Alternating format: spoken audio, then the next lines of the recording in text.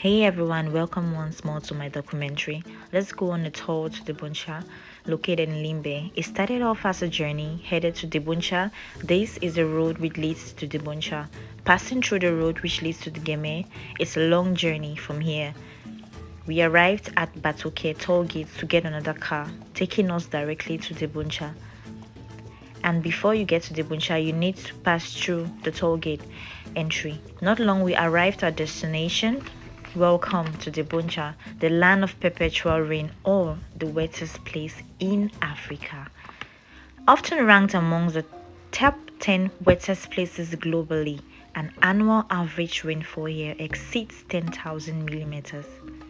Debundscha is a small village you pass through before getting to Edina. People who live here are contented despite the rainy conditions. It was a good day today because of the dry season, and the rain is rarely a nuisance. Local shops and bars are usually common around this vicinity. Most activities done here are fishing, small-scale agriculture, cash crop cultivation, petty trading. We found a school which was abandoned, but it was transferred to another location. This school is a primary school called GS Debundscha, Government School Debundscha. They have a field mainly for football or big events. This entrance is the way to the seaside. Developments are still undergoing. New projects are rising. Locals here do more fishing and petty trading.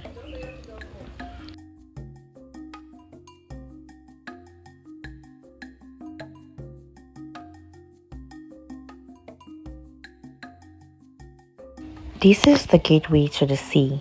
Locals here engage into a lot of trading and small businesses. It was quite unfortunate today was not a fishing day. They had a death ceremony ongoing, and they have a unified culture. If there is a big ceremony, everyone respects it, including fishermen.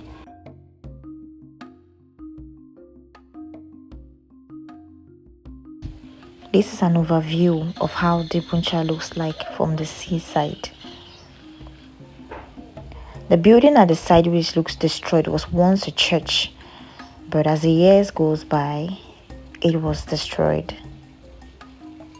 I came across some kids who were excited to see a drone for the first time. They have never seen one before. And we came across this side where locals usually sit here to take a break. Some do breathe here, some sell cooked foods, others sit and drink for leisure. Sometimes they usually do not face that much consequence during the rainy season. They do have drainage systems to prevent them from natural disasters like flooding. The weather is usually bad during the month of September or October. It usually rains for literally a week here. There are not many schools in Debundscha. Schools which are common here are more of primary schools. Most of them are into small trade businesses or fishing or agriculture for survival.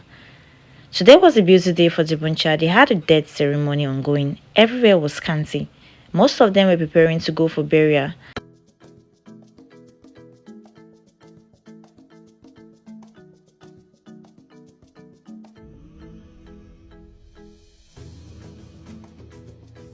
Kids here always find themselves something to occupy themselves with, either by playing, cracking nuts, which are formerly known as banga school, helping out with fishing, and we have to pass through some of the yards of the houses to get to the burial ground because most inhabitants here stay next to each other.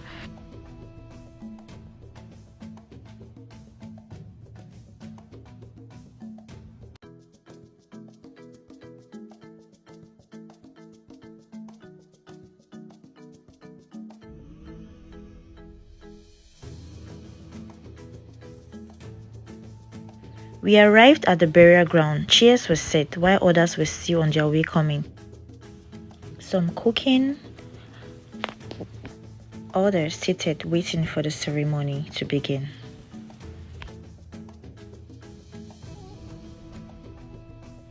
We had to take a short break before hitting the road again.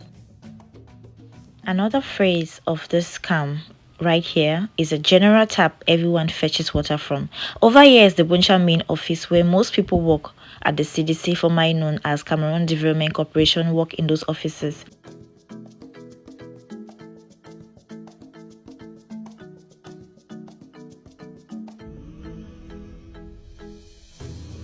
They have a general toilet where everyone uses for their bath. This vicinity is formerly known as the manager's arena. This is where the general manager of Debundscha lives. In this same vicinity, the assistant general manager lives here as well. They have a wind gauge, and this arena is more of a residential area. The house painted green is the assistant general manager's house.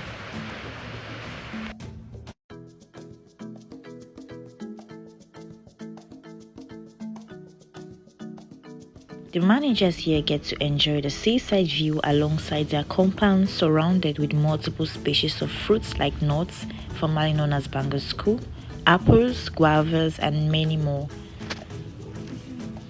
Our trip at this point was already over and we got tired and exhausted.